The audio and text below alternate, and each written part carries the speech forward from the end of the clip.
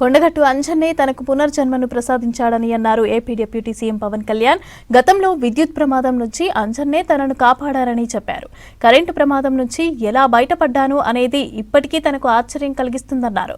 కొండగట్టులో సత్రం, దీక్ష విరమణ మండప నిర్మాణాలకు శంకుస్థాపన చేశారు పవన్. అంజన్నకు ప్రత్యేక పూజలు చేశారు.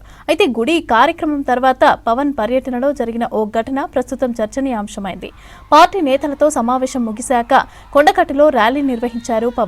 వాహనంపై కూర్చొని ర్యాలీ తీస్తూ ఉండగా పవన్ కు కరెంటు తీగలు ఎదురయ్యాయి. దీంతో తీగలు తగలకుండా వాహనంపైకి ఒరిగారు పవన్. ఇందుకు సంబంధించిన వీడియో ప్రస్తుతం సోషల్ మీడియాలో వైరల్ గా మారింది.